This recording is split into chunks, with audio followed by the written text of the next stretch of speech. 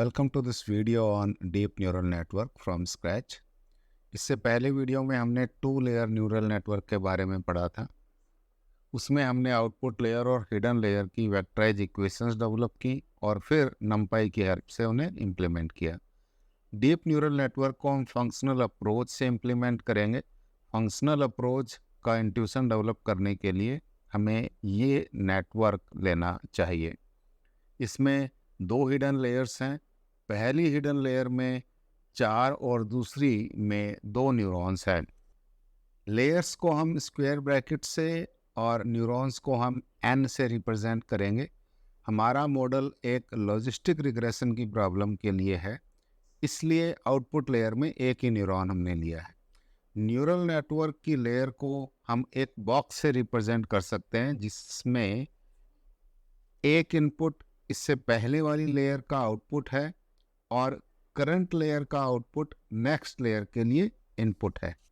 अगर हम lth layer में फॉरवर्ड एंड बैकवर्ड स्टेप्स को रिप्रेजेंट करें तो हम देख सकते हैं कि एलथ लेयर के फॉरवर्ड स्टेप के लिए इनपुट है AL-1 और आउटपुट है AL। इसी तरह बैकवर्ड स्टेप के लिए इनपुट है gradient of cost with respect to activation AL और आउटपुट है gradient of loss with respect to activation of previous layer AL-1। इस प्रोसेस में हमें gradient of weights and biases भी कैलकुलेट करने होते हैं, जो ग्रेडियंट डिसेंट में वेट्स एंड बायसेस को अपडेट करने में काम आते हैं। अगर हम इस लेयर के रिप्रेजेंटेशन को जनरलाइज करें तो हम नेटवर्क को मल्टीपल लेयर्स के इनपुट आउटपुट से दिखा सकते हैं और फिर इसे सिंप्लीफाई कर सकते हैं इस डायग्राम से, जिसमें फॉरवर्ड प्रोपगेशन येलो से, बैकवर्ड प्रोपगेशन रेड से रिप्रेजेंट किया गया है और ग्रेडियंट्स को ब्लू से रिप्रेजेंट किया है। जैसा कि हमें पता है कि किसी भी न्यूरॉन में 2 ऑपरेशंस होते हैं, एक लीनियर और दूसरा एक्टिवेशन। लीनियर ऑपरेशन का आउटपुट एक्टिवेशन का इनपुट है। एक्टिवेशन फंक्शन एप्लीकेशन के मुताबिक सेलेक्ट करते हैं। हम एक कैट क्लासीफायर की प्रॉब्लम कर रहे हैं तो इसके लिए हिडन लेयर में वैल्यू और आउटपुट लेयर में हम सिग्मॉइड यूज करेंगे। फॉरवर्ड प्रोपगेशन के 2 ऑपरेशन को हम 2 डिफरेंट फंक्शंस के थ्रू इम्प्लीमेंट करेंगे। लीनियर फंक्शन के लिए इनपुट है एक्टिवेशन पहली वाली लेयर का और ZL आउटपुट है लीनियर लेयर का, जो एक्टिवेशन लेयर के लिए इनपुट होगा। एक्टिवेशन लेयर का आउटपुट AL। अगर थोड़ा और डिटेलिंग करें तो हम देख सकते हैं कि लीनियर फंक्शन में वेट्स एंड बायसेस भी यूज होते हैं, जो हम बिगनिंग में रैंडमली इनिशियलाइज करेंगे।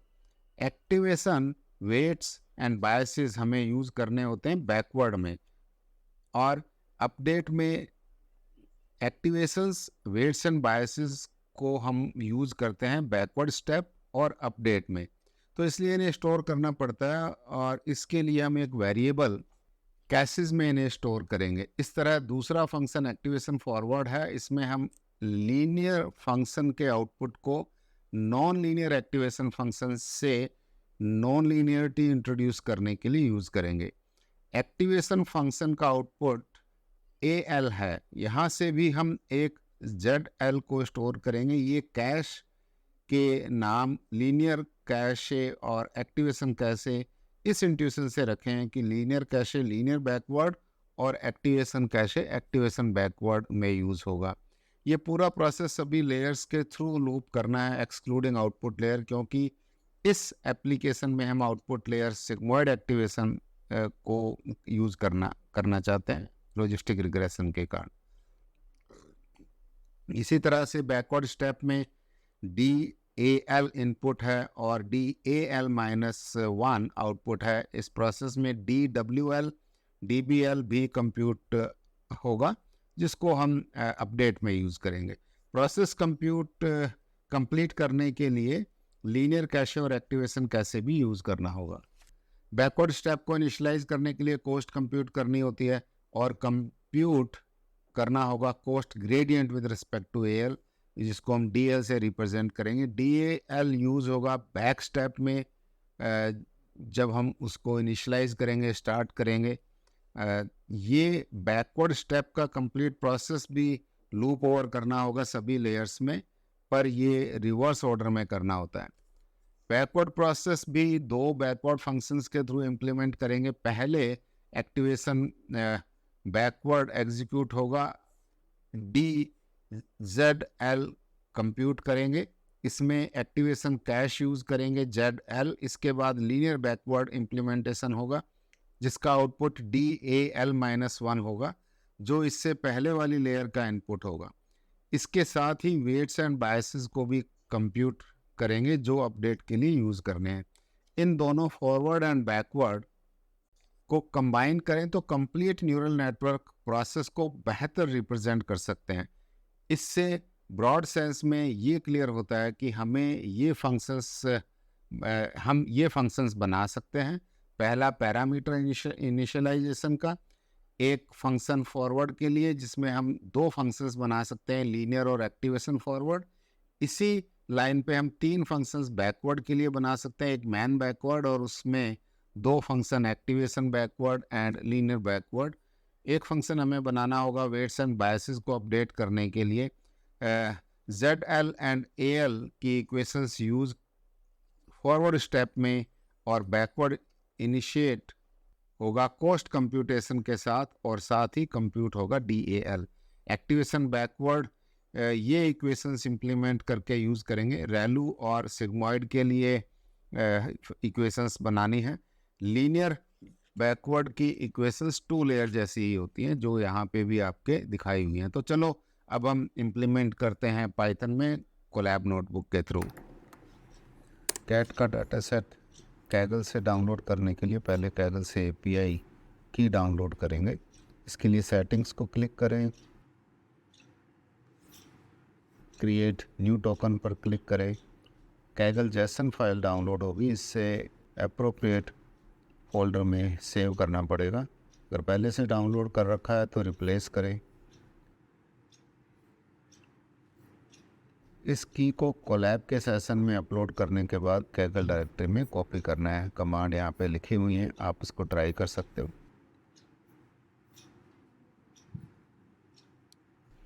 डाटा सेट का लिंक भी हमको कैगल पर मिलेगा, तो इसको कॉपी करना है और इसके बाद हमने कैगल के सेल में रन करना है। आपका डाटा सेट कॉपी हो जाएगा। अनजिप कमांड के थ्रू इसको अनजिप कर सकते। कोड करने के लिए सबसे पहले ज़रूरी है पाइथन की लाइब्रेरीज़ को इंपोर्ट करना। मैटप्लॉटलिब प्लॉट करने के लिए इंपोर्ट करेंगे, नमपाई मैट्रिक्स ऑपरेशन के लिए इंपोर्ट करेंगे। इंपोर्ट H5 इंपोर्ट किया है हमने H5 फाइल फॉर्मेट को रीड करने के लिए। सबसे पहले हम मॉडल को समझते हैं। Main outer loop number of iteration का है। इस लूप से भी पहले हम वेट्स एंड बायसेस को इनिशियलाइज करते हैं। ये हमने सभी लेयर्स के लिए करना है।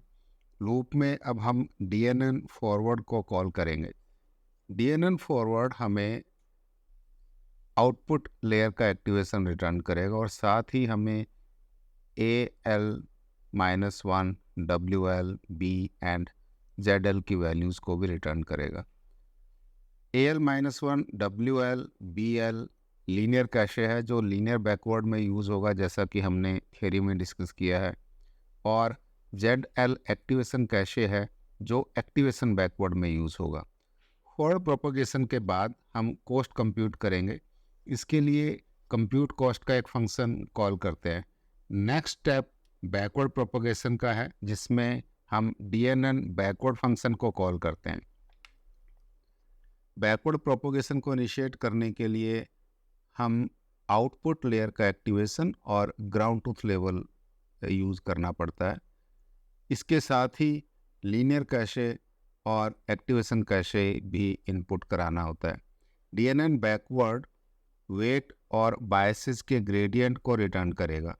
अंत में हम अपडेट पैरामीटर फंक्शन को कॉल करेंगे और ये loop maximum number of iteration तक चलेगा। अब हम इन फंक्शंस को वन बाय वन समझते हैं। सबसे पहले इनिशिएट पैरामीटर जो सिर्फ एक बारी कॉल होगा मेन लूप से पहले। एग्जाम्पल के लिए हम एक 4 लेयर न्यूरल नेटवर्क मॉडल लेते हैं जिसके अंदर 3 हिडन लेयर्स हैं, एक आउटपुट लेयर और एक इनपुट लेयर है, जिसकी पहली लेयर में 20, दूसरी लेयर में 7, तीसरी लेयर में 5 और आउटपुट लेयर में 1 न्यूरॉन है। 12,288 इनपुट फीचर्स हैं। इस केस में पहले लेयर के वेट्स का मैट्रिक्स 20 इंटू 12,288 का होगा, दूसरी लेयर का 7 इंटू 20 का, तीसरी लेयर का 5 इंटू 7 का और लास्ट लेयर का 1 इंटू 5 का होगा, जो हमने पहले भी ठीक से डिटेल में पढ़ा हुआ है। इसी तरह से पहली लेयर का बायस 20 इंटू 1, दूसरी लेयर का बायस 7 इंटू 1, तीसरी लेयर का बायस 5 इंटू 1 तथा लास्ट लेयर का बायस 1 इंटू 1 होगा। इसमें लूप 1 से 5 तक चलेगा क्योंकि DNN मॉडल में फंक्शन कॉलिंग के टाइम पर layers dims as argument pass किया है और लेयर्स डिम्स में की जो लेंथ है वो 5 है। इस लूप में वेट्स एंड बायसेस को रैंडमली इनिशियलाइज करते हैं। वेट्स का एक्सप्रेशन थोड़ा अलग है, इसे हम नेक्स्ट मॉड्यूल में डिस्कस करेंगे। वेट्स एंड बायसेस को एक पैरामीटर नाम की डिक्शनरी में स्टोर किया है। डिक्शनरी की वर्किंग समझने के लिए ये कोड को चला के देख सकते हैं जो हमने यहाँ पे दिया हुआ है। यहाँ पर ये लिस्ट का नाम लूप के काउंटर के बेस से जनरेट होता है, जैसे VK1, VK2 एटसेट्रा। इस नाम को एक्सेस करने के लिए हम पहले नेम जनरेट करते हैं, नेम वेरिएबल जनरेट करते हैं और जो नेम को उसमें स्टोर करते हैं जो नेक्स्ट लूप में किया हुआ है हमने ना, और उस नेम को डिक्शनरी में पास करके हम उस एरे या लिस्ट को एक्सेस कर सकते हैं।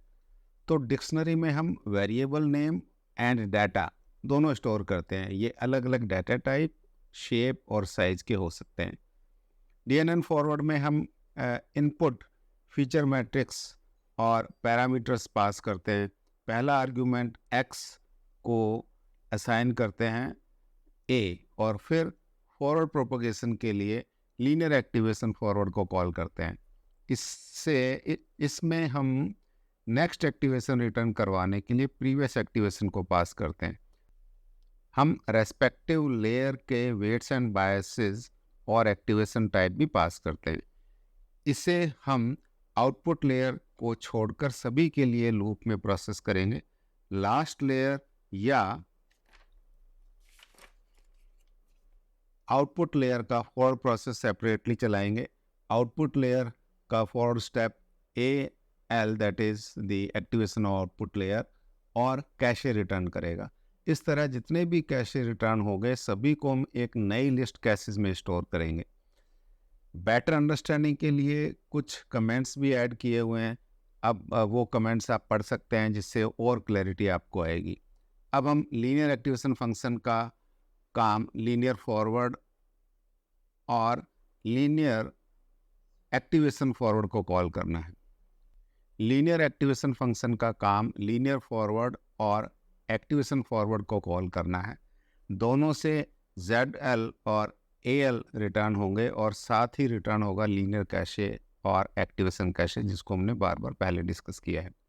लीनियर एक्टिवेशन में ZL is equal to WT AL minus 1 plus XL implement होगा, जो इक्वेशन यहाँ लिखी हुई है, और एक्टिवेशन फॉर्म में एक्टिवेशन और एक्टिवेशन फॉरवर्ड में एक्टिवेशन फंक्शन इम्प्लीमेंट करते हैं। एक्टिवेशन फंक्शन आपका किसी भी तरह का हो सकता है, रैल्यू और सिग्मॉइड के दो हमने यहाँ पे बना रखे हैं। अगर जो एक्टिवेशन का टाइप है वो रैल्यू करेंगे तो रैल्यू इसमें इम्प्लीमेंट होगा और सिग्मॉइड करेंगे तो सिग्मॉइड इम्प्लीमेंट होगा। इसके साथ ही हमारे फॉरवर्ड स्टेप के सभी फंक्शंस इम्प्लीमेंट हो जाते हैं। नेक्स्ट है कंप्यूट कॉस्ट फंक्शन, जिसमें हम AL जो आपका एक्टिवेशन था आउटपुट लेयर का और Y जो ग्राउंड ट्रूथ लेवल है के बेसिस पे कॉस्ट कंप्यूट करते हैं और इस इक्वेशन को इम्प्लीमेंट करते हैं। नेक्स्ट स्टेप है backward propagation to compute gradients for parameters update और DNN बैकवर्ड में हम AL, Y एंड कैशेस को पास करेंगे। इस फंक्शन मे बी हम ग्रेडियंट को डिक्शनरी में स्टोर करेंगे, जैसे हमने पैरामीटर्स को डिक्शनरी में स्टोर किया था, जिसके अंदर हम जो वेरिएबल का नाम है वो भी जनरेट करेंगे और साथ में उसका डाटा भी। लेयर्स को भी इस फंक्शन में हम कैसे से कंप्यूट करेंगे। अगर हम देखें तो नंबर ऑफ़ लेयर्स को हमने जो भी हमारा कन्वीनियंट वेरिएबल है उसे यूज़ करके निकालते हैं। हर में थोड़ा डिफरेंट हो सकता है फंक्शन में। इसी तरह से नंबर ऑफ़ ट्रेनिंग एग्जांपल के लिए भी हम जो भी कन्वीनियंट वेरिएबल हमारे पास में वहाँ पे पास हो रहा है उसी को हम यूज़ करके निकालते हैं। बैकवर्ड प्रोपोगेशन को इनिशिएट करने के लिए हम y by A L -1 minus Y by 1 minus A L को यूज़ करेंगे, जहाँ पे A L again it is the activation of output layer है। और इसको यूज़ करके हम डी ए एल कैलकुलेट करेंगे। बैकवर्ड प्रोपोगेशन को स्टार्ट करने के लिए हमें लास्ट लेयर को बैकवर्ड प्रोपोगेशन सेपरेटली करना होता है और रिटर्न करने होते हैं D A L -1 D W और डी पी एल। तो ये हमको लास्ट लेयर के लिए पहले करना पड़ेगा। इसके बाद लेयर्स को हम रिवर्स ऑर्डर में लूप करते हैं। For the current example layers DIMMs जो 12,288, 20, 7, 5, 1 है। The length of cache is 4 and that is why capital L is equal to 4 in the above code. The cache of fourth layer, that is the output layer, is stored in cache 3. So we have to handle the output layer separately and need to loop through all the layers excluding the input layer as just basically narrated. So we have to loop forward from index 2, that is layer 3, to 0 layer 1 to fetch cache of layer 3 to layer 1. To explain further, first iteration of the above for loop is set at L is equal to 2. This fetches cache 2 or the cache of layer 3. So that is how we can explain this. For another understanding, the code is another code is there, so you can run through this code so that you can know how the reverse you can say looping is achieved. Linear activation backward में backward step के दोनों function activation backward और linear backward call करेंगे। Activation backward d Z L की equation को implement करेगा और linear backward A d A L -1 W L और d W A d A L की इक्वेशन को इम्प्लीमेंट करेगा। इसके साथ ही बैकवर्ड स्टेप भी पूरा होता है। अब हम अपडेट पैरामीटर से वेट्स एंड बायसेस को अपडेट करते हैं। ये पूरा प्रोसेस लूप थ्रू होगा मैक्सिमम इटरेशंस के लिए। लर्निंग कर्व को प्लॉट करने के लिए प्लॉट कॉस्ट फंक्शन बनाया है। तो मॉडल को अब ट्रेन करना होगा, तो मॉडल को ट्रेन करने के लिए हम डीएनएन मॉडल को कॉल करेंगे। हाइपर पैरामीटर्स अगर चाहें तो हम चेंज कर सकते हैं। जो हमने मॉडल का फंक्शन बनाते टाइम भी कुछ पैरामीटर डिफ़ॉल्ट वैल्यूज़ दे रखी हैं, अगर वो डिफ़ॉल्ट वैल्यू चेंज करनी हो तो हम जब मॉडल की ट्रेनिंग स्टार्ट करेंगे तो हम यहाँ से उसको चेंज कर सकते हैं। ट्रेनिंग में थोड़ा टाइम लगेगा, डिपेंड करता है आपकी प्रोसेसिंग कैपेबिलिटी, डाटा सेट का साइज़ और नंबर ऑफ़ इटरेशन हमने कितना दिया है। और ट्रेनिंग पूरी करने के बाद लर्निंग कर्व को हम प्लॉट कर सकते हैं। तो ये आपका लर्निंग कर्व है। इस केस में जो हमको दिख रहा है कि जो कॉस्ट की वैल्यू है वो कंटिन्यूसली रिड्यूस होती जा रही है और अप्रॉक्सीमेट कर रही है 0 की तरफ। तो मॉडल को इवैल्यूएट करना भी एक इम्पॉर्टेंट एस्पेक्ट है। तो मॉडल को इवैल्यूएट करने के लिए यहाँ पर एक प्रेडिक्ट फंक्शन हमने बनाया है। इसमें डीएनएन फॉरवर्ड फंक्शन यूज़ किया है और इसके अंदर जो हमने वेट्स एंड बायसेस यूज़ करने हैं वो वही भी वेट्स एंड बायसेस होंगे जो हमने पैरामीटर ऑप्टिमाइज़ किए हैं। और वो जो पैरामीटर ऑप्टिमाइज़ किए हैं वो आपके पास में जब आप ट्रेनिंग कंप्लीट करोगे तो जो रिटर्न आएगा पैरामीटर्स का, वो पैरामीटर्स आपने यूज़ करने हैं। इस केस में हमारी ट्रेनिंग एक्यूरेसी 0.98% आ रही है। और अगर जब हमने टेस्ट की एक्यूरेसी निकालनी है तो हमने प्रेडिक्ट फंक्शन को दोबारा रन करना है टेस्ट के डाटा पे, जैसे हमने यहाँ प्रेडिक्ट को कॉल किया है एक्स टेस्ट और वाई टेस्ट और पैरामीटर्स के लिए। और इसके बाद में आपके पास जो टेस्ट की एक्यूरेसी आ गई है वो 0.8 आ रही है। तो अगर आप इसको समझेंगे तो ये जब शुरू से अगर हमारे पुराने वीडियो भी आप देखेंगे तो जो हमने लॉजिस्टिक रिग्रेशन करा था सिंगल न्यूरॉन मॉडल में, तो जो एक्यूरेसी थी वो अप्रॉक्सीमेटली 60% थी हमारी टेस्ट की। उसके बाद में जब हमने उसको 2 लेयर नेटवर्क से किया तो लगभग हमारे पास में उसकी एक्यूरेसी बढ़ के करीब 70% होगी, और इस केस में हमारे पास लगभग 80% होगी। ये भी और बढ़ सकती है अगर हम थोड़ी सी नंबर ऑफ इटरेशंस को बढ़ा देंगे, या लेयर्स के साथ में आप भी प्ले करके देख सकते हैं। पर हर एक ट्रेनिंग में कुछ टाइम लगता है, तो वो आप देख लो कि जो भी आपको बेस्ट रिजल्ट दे, जहाँ तक आपकी एक्यूरेसी जा सकती है वो आप कर सकते हैं। उम्मीद है कि वीडियो आपको पसंद आया होगा और आपकी कुछ अंडरस्टैंडिंग और बेटर हुई होगी डीप न्यूरल नेटवर्क के लिए। तो फिर भी अगर आपके पास कुछ डाउट है तो आप कमेंट में भी लिख सकते हैं, और इसके अलावा आप मुझको कनेक्ट कर सकते हैं मेरे email ID पे। So thank you for watching this video.